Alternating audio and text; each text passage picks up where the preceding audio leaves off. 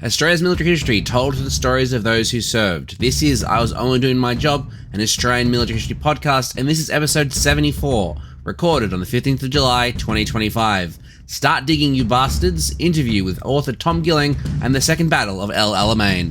Let's get started. G'day friends and welcome to the podcast. I'm of course your host, and it has been a while since the last episode. As you may recall from last episode, I am currently undertaking a Bachelor of Historical Inquiry and Practice, and between now and my last episode, I've had my first trimester, and I also caught pneumonia, which meant I lost my voice during the semester break. Well, thankfully, that has all been recovered, and I've got you a special episode today. This is an interview with acclaimed author Tom Gilling about his book, Start Digging, You Bastards, the history of Australia's and New Zealand's involvement in the Battle of Second Alamein during the Second World War. You might note that the audio is a little different than normal, is because we recorded it on Zoom.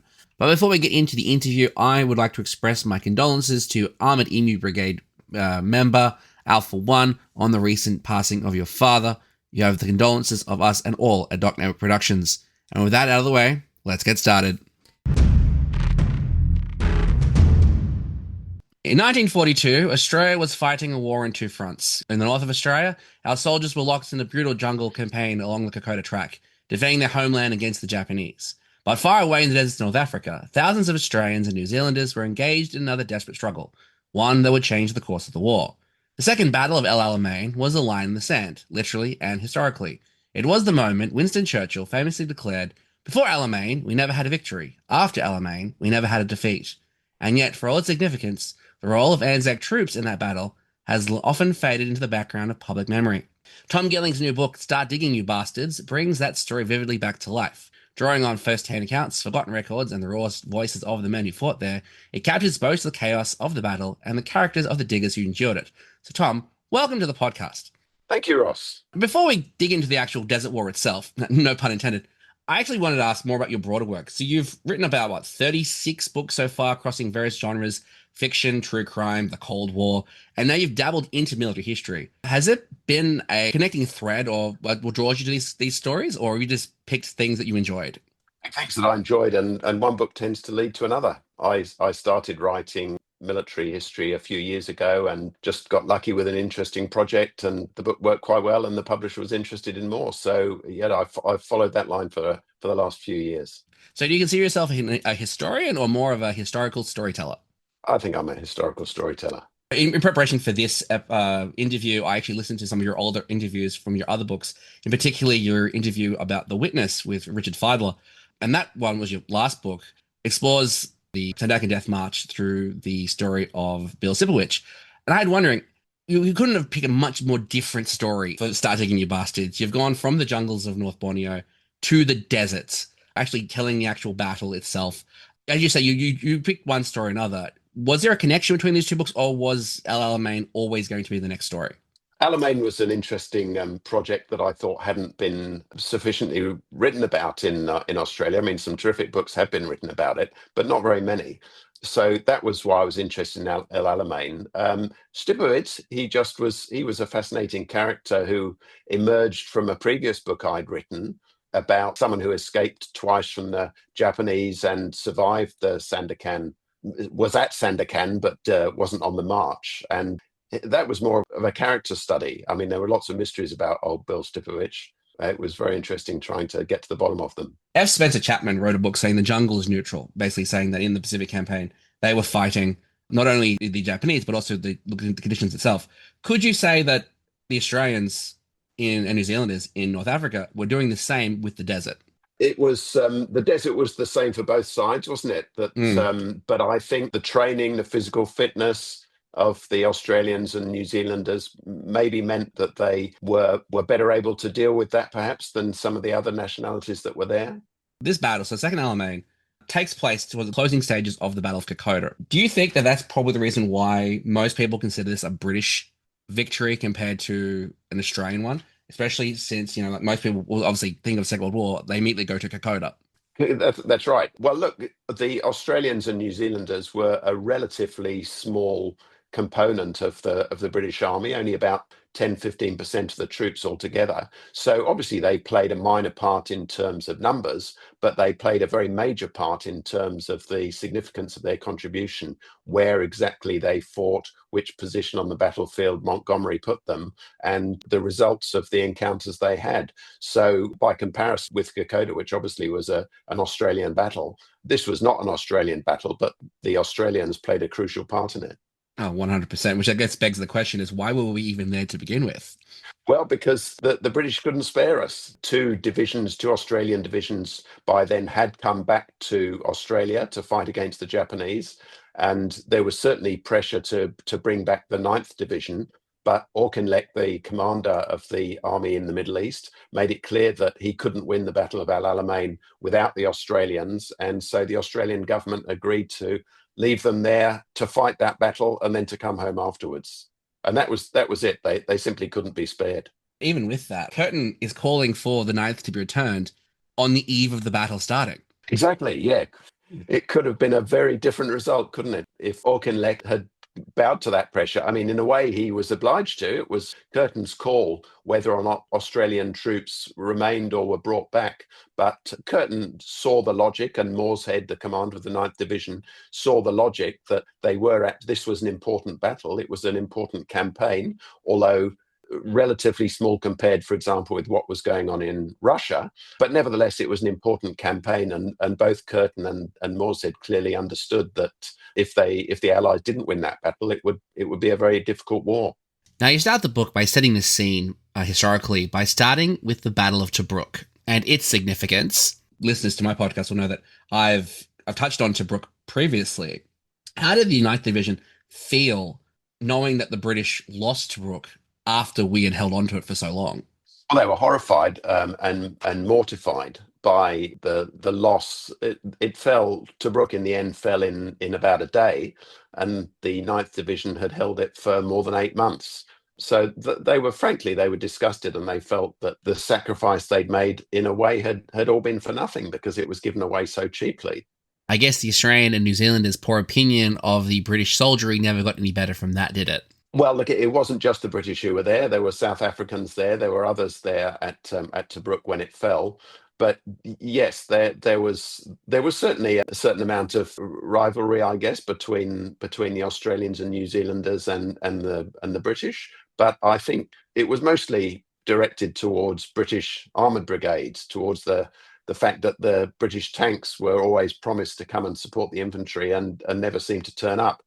So there was huge frustration about that. I don't know whether there was such a great sense of rivalry or bitterness even towards other nationalities, although clearly defeats engendered that kind of feeling. I know you and I wrote this down here. The Australians still have a poor opinion of British tanks. Reminds me of like their encounters with British armor in the First World War. I can see that never really improved, even as Second Alamein took place, where tanks were supposed to turn up and they either didn't or they were not enough in sufficient numbers. Good to see that some things never change. That's right. Yeah. Well, the New Zealanders felt the same. That the British tanks and indeed Montgomery felt the same. I mean, Montgomery was very unimpressed with the behaviour of his tank brigades and really stamped very hard on at the end to make sure that they did deliver, because the whole concept of the battle relied on the British armour getting through, and they weren't moving forward hard enough. 100%. And I do love the fact that you mentioned that Montgomery was fully content with 100% casualty rates amongst the armour as long as they got the job done. He certainly knew that the armour was central to the success of his battle plan. Yes. And considering how massive this battle actually was, obviously there was an intention to tell the Australian New Zealand story. But how exactly did you go about structuring this massive armor and air power and artillery and infantry from multiple nationalities and from both sides of the conflict into this compelling and actual coherent narrative? Well, I think you've spotted exactly all the different elements in the book there. I suppose the challenge is to be able to keep in mind a clear sense of the broader strategic picture while feeding into that narrative the stories of individual soldiers, which are vividly told in records held at the War Memorial, in interviews they've given, in diaries and journals they've kept. And so the challenge is always to try and get that personal detail into the larger picture without the reader losing the sense of how the larger battle is going. I picked that up while I was reading the book in preparation for this interview. And I was always wondering, like, so Diver Derek appears quite prominently in the early parts of the book. Were there any stories that really just stood out in your research? Because you mentioned that you've read the service records, the unit diaries, and also a lot of the interviews that were done after the fact. Or any prominent individuals that really stood out amongst you, or any character that you actually had to just omit from the story that you wish you had included? No, there were none that I wanted to include and didn't. But it's funny. It's a good question, and you can certainly read about someone like Diver Derrick and read the extraordinary feats of bravery on the battlefield that he demonstrated time and time again. I think actually almost the most moving personal story, though, is one I put at the end of the book about where a soldier, an Australian soldier, is asked why it was different, why the Australian soldiers were different from other armies. And he says that we were fighting for each other. And he talks about one man who was a stretcher bearer. And he says that man he describes him as the scaredest man in the army. And he said he would be cowering and shivering in the trench while the artillery was firing. But as soon as the call went out, stretcher bearer, that man was up out of the trench and out to do his duty without any hesitation. And that seemed to me to encapsulate the way that the Australians, the notion of mateship, the way the Australians saw a larger purpose than just fighting a war for strategic aims or political aims, that there was a sense of devotion and commitment to each other. Oh, 100%. I think you also mentioned something along the lines of there's a dedication to the craft while they were in the trenches, not so much when they're outside of them. Yes, well, they were famous for their apparent indiscipline, the casual way that officers and men sometimes spoke to each other. Certainly, the casual way that the Australians dressed when they weren't in the line. But when other troops from other countries, for example, the 51st Highland Division, which came from Scotland and was paired with the Australians just to learn the ropes in the desert, they very quickly saw how disciplined the Australians were when it actually came to fighting, and the discipline that was needed to stay alive and to be successful and to achieve aims in battle. For example, the way they looked after their equipment, the way they went out on patrol, and the way they gathered information and the way they made sure that they didn't give away any information. All of those things were crucial to their success. And so, yeah, there was a big difference between the way the Australians acted outside of battle and the way they were in battle. And like with Alamein being 100 kilometers from Alexandria, and just being the proverbial line in the sand that even Auchinleck stated that we cannot hold any further, we can't let anything further fall to Rommel. He unfortunately loses favor with Churchill, and is replaced by an unofficial Aussie, that being Bernard Montgomery. Now, I have seen the Slouch Hat. It is on display at the Australian War Memorial. It was quite a stir, though, when he was presented that, wasn't it? It was, yes, because no one had shown him how to wear it properly. So he pulled it down over his ears. One soldier I quote there said that he was seen as a prize galah the way he jammed that hat down over his head. He also covered it with different badges, which wasn't the way the Australians wore theirs. So yes, he was widely mocked for it, but he was possibly ridiculed even more by the British, who were appalled to see a British commander walking around, at least temporarily, in an Australian bush hat, as they called it. And it was only when he was explained to him that he couldn't really wear a bush hat in a tank, that he reverted to that black beret, which he's famous for now. Exactly. And like he definitely had a soft spot for specifically the Ninth Division. In your research, did you know, did he have the same kind of affection for the New Zealand Division as well? Or was it strictly he saw himself because his grandfather was a pastor that he saw himself more akin to the Australians? Look, I don't think he tried to put on that he was that there was any part of him that was a New Zealander, but he certainly respected the New Zealand. He knew how much he owed the toughness of the New Zealand division as well. So no, I think he probably had an affection for the Australian Ninth Division because his father was or his grandfather was an Anglican bishop in Tasmania.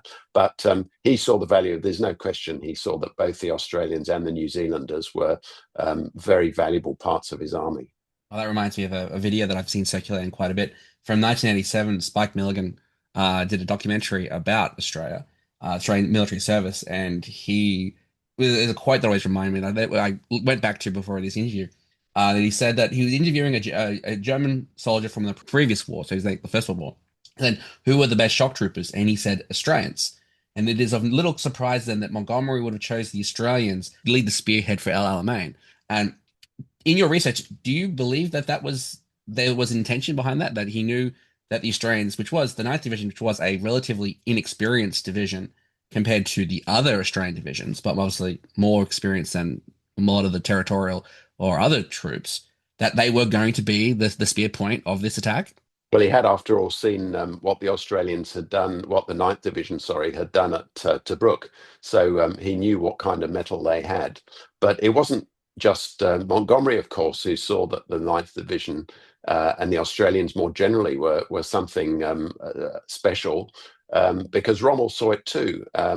Rommel certainly is on record as having said that how excellent the Australian troops were, and the New Zealanders too. In fact, he said towards the end of the battle how much he regretted not having been able to bag the New Zealanders when he had them temporarily encircled at Mercer Matruh.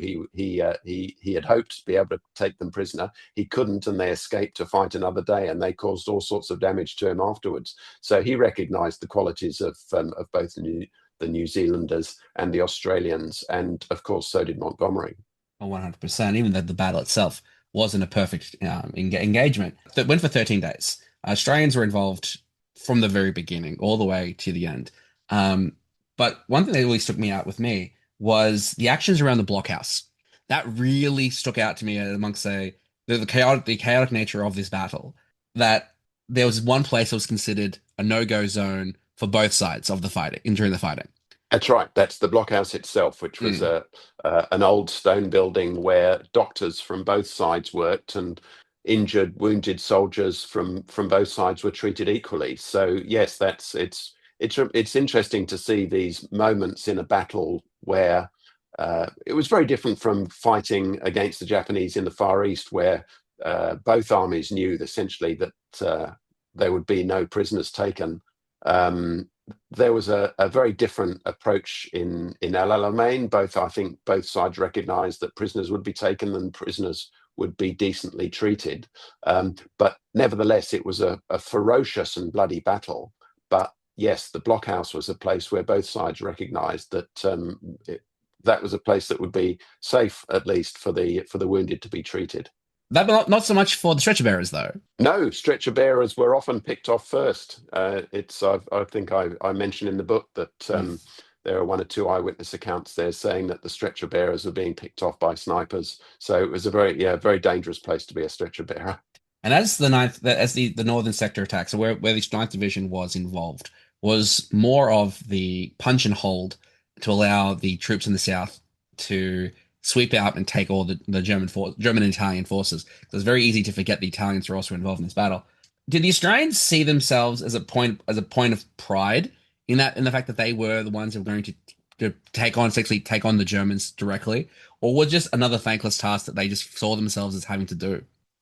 Well, look, they did end up usually facing the Germans because, not surprisingly, Rommel tried to put his Germans against the Australians because he knew what a dangerous force they were. But there were several occasions when the Australians were led to believe that they would be coming up against Italians or Italians with some German units sprinkled in. But it tended to happen that by the time the battle was in full swing, it became clear that they were actually fighting Germans.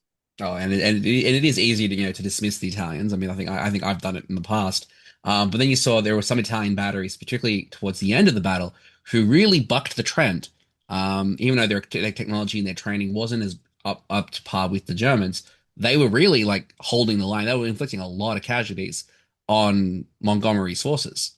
They were the Italian artillery. I think performed very well.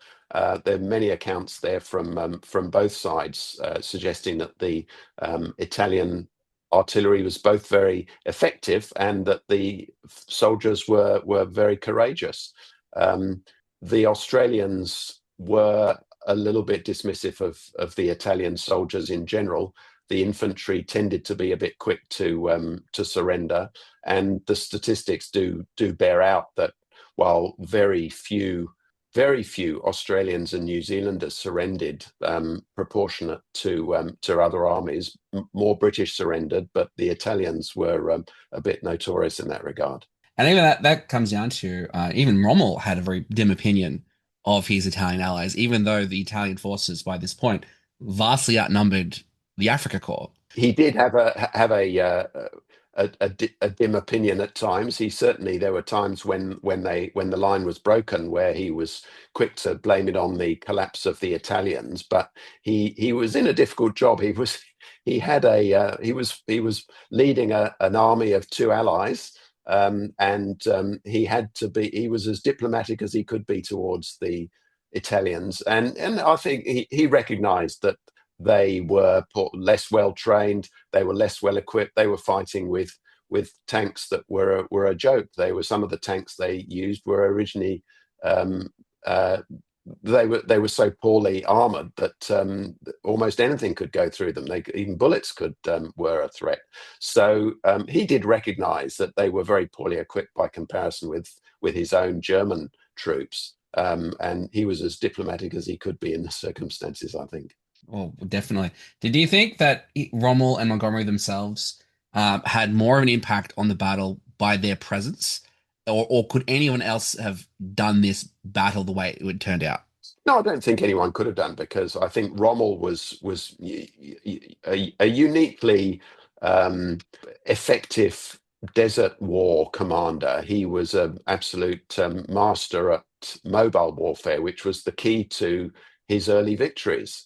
And the failure to grasp that was the reason for the failure of the Eighth Army. So on in several of the earlier encounters, that they just couldn't match his skill at using his tanks. Um, Montgomery, you could I guess argue that other generals might have done what Montgomery did, which was really build up his army to such an extent that he was so much more powerful than the enemy that victory could only go one way. But it was not a given that would happen, and I think he brought his own flair. Rommel recognised that Montgomery was undefeated. You didn't win all your battles unless you had some kind of genius. So even though Montgomery was clearly a more conservative soldier than Rommel, I think they both recognised each other's qualities. I mean, even so, that even Monty actually ended up had a photo of Erwin Rommel in his caravan that he also famously gifted one to Moorehead. So there must be some form of mutual respect between the two of them, these two First World War soldiers meeting each other again on a brand new battlefield in the desert, giving them that maneuver warfare they would have wanted in the First World War, are fighting in the Second. Good Yes, question. I think that's right. I think, and it's yeah, it's interesting that of course Montgomery wasn't Churchill's choice to lead the Eighth Army. Montgomery became the commander of the Eighth Army because Churchill's choice, William Gott, was was shot down over the desert, and so Montgomery was put in his place. But the campaign might have been very different if Gott had led that army. It was very interesting to pivot a little bit to the southern front because I mean a lot of the focus of the book is the Australians in the northern sector. What did interest me was that during the attack, the breakout from by the New Zealanders was that they led the battle with a haka. Now, like I know from accounts in the First World War that they would regularly do the haka just to unnerve the enemy.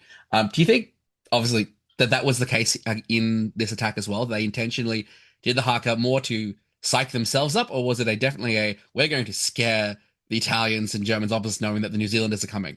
I think it was probably more the latter. I mean, the I describe several important battles involving the New Zealanders, and one theme there, especially whenever the Maori battalion was involved, is just how terrifying they were. They certainly went in with some relish with bayonets, and there were certainly reports afterwards by the Germans suggesting that they thought they were fighting a much larger enemy than it turned out to be, and so the New Zealanders were very noisy, very violent, and very frightening.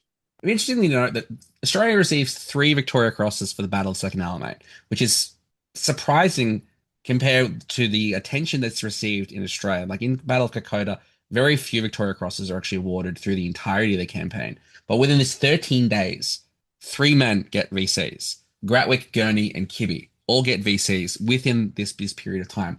Um, Obviously well deserved. But do you think that any of those definitely really stood out as we people need to know about what they did? I don't think any one stood out. I mean, I think all three of them were given the Victoria Cross for acts of, I mean, extraordinary courage. And I'm sure that is the case in every award of a Victoria Cross. But no, I think it's just a reflection of how savage and dangerous that the campaign was, and the Battle of El Alamein in particular, that so many Victoria Crosses were won. So Montgomery stated, the Ninth Division was so magnificent, I would not have won the Battle of Alamein without them. Did the Ninth Division themselves know or feel that case, or was this a thing that Montgomery would flout and the Ninth Division just saw themselves as just doing their job? No, the Ninth Division knew that that a special trust had been placed in them because, as you'd know, the units that fight on the right of the line are that's traditionally the most dangerous place to go into battle. It's the place where a commander would put his most effective troops in the most precarious positions. So the Ninth Battalion was well aware of where on the Alamein front they were fighting. They were fighting on the right of the line, and so they knew the trust that had been put in them. They understood the respect that Montgomery had for them.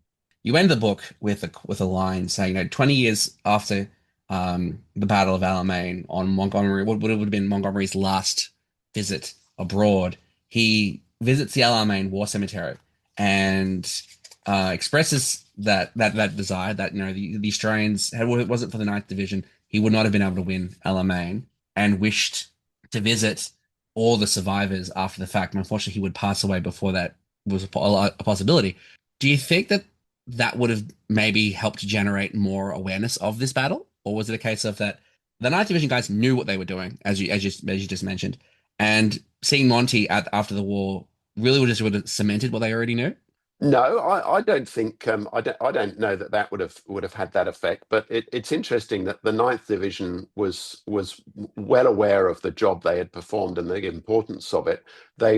Many were quite dismayed to get back to Australia and find that there was a lot of gossip around the place, in dance halls, in places, in the few weeks after the Ninth Division returned to Australia, suggesting that the real fighting was actually being done in New Guinea, and that the Ninth Division hadn't faced the Japanese. They'd been holidaying in the Middle East. And that was something that I think deeply shocked many of the Ninth Division veterans when they got back to Australia.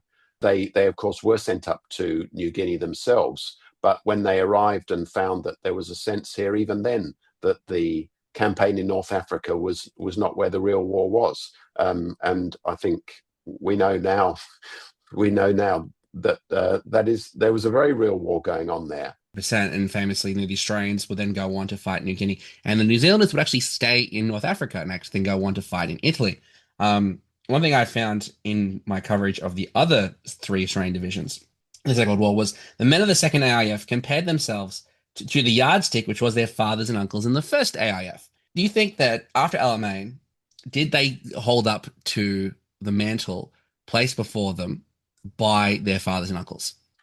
Without any question, I think yes, you're quite right. They did recognise that. There are several in the, if you read the journals and diaries, if you read some of the interviews, you know that those thoughts were going through their heads on the eve of battle. That they were following a tradition that their fathers had fought at Gallipoli, and they were carrying that mantle.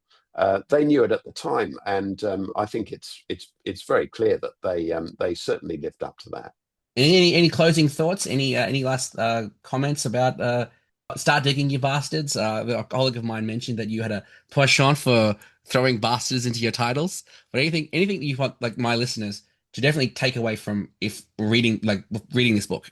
I'd like them to. I think it's a campaign that's not really sufficiently recognised. If you think about how we recognise the Battle of El Alamein, how we memorialise it in Australia, there's a fountain in King's Cross in Sydney, and there's a suburban railway station in Melbourne. But apart from that, the words El Alamein are largely invisible in Australia. But there's a fantastic record of the fighting, the performance of Australian troops there in the Australian War Memorial, and in the rather small number of books that have been written about it. I think it is an important battle. It did reflect a turning point in the fortunes of the Allies during the war, and it would be nice to think that this becomes a battle that becomes more well known. It'll never be as well known as Gallipoli or Kokoda or Tobruk, but it's a very important battle, and the Australians performed superbly there. They did. And thank you again, Tom. The book is Start Digging, You Bastards. It was released at all Australian bookstores on the 1st of July. As mentioned in his episode, Monty's slouch hat, which was gifted to him by the 9th Division, is currently on display in the Australian War Memorial's Second World War Gallery in its El Alamein section. Interestingly, it's sitting underneath Bluey Truscott Spitfire and not far from Herbert Frank Slade's medal set and Adrian Goldsmith's uniform, so if you ever are in Canberra, make sure you check them out. I would like to thank Tom Gilling again for being on the show today to talk about his book, Start Digging, Your Bastards, the story of the Second Battle of El Alamein and the impact that the Australian and New Zealand forces had during the turning point in the North African campaign. Tom Gilling is a journalist, novelist, and creator of many amazing books, including The Witness and Start Digging, You Bastards that we just spoke about. The book itself is already available where all good books are sold. Thanks for listening to I Was Only Doing My Job, Australia's Military History. This podcast is made possible thanks to the generous support of each and every one of you, especially our Armed Emu Brigade community. This episode was recorded in the lands of the Ngunnawal people, and we pay our respects to the elders who have passed on knowledge for thousands of years. This episode was written, produced, and audio engineered by me, Ross, with additional research done by Laurie Favell of My Slang Hero. It is licensed under a Creative Commons Attribution Non-Commercial Share-alike 4.0 international license, and all opinions expressed in this episode are solely those of the speaker and do not reflect the views or positions of any entity, agency, or organization. If you like what we do here and want to support the podcast, the best thing you can do is share it with a friend or leave a review on your favorite podcast platform. Trust me, I read all the reviews, and your feedback truly helps others find the show. You can also support us on Patreon, where your contributions will help keeping the podcast running. Plus, don't forget to check out our merch store for the Armored Emu Brigade unit patches. They're perfect for any fan. To join in on the conversation, come chat with us on Discord. For more content, including photos, show notes, and transcripts, head over to the website at thedocnetwork.net and follow the show at IWODMJ on all social media. I'm at Doc Winters. Open and closing themes by Blue Dot Sessions. And once again, friends, thanks for listening and catch you next time. Bye.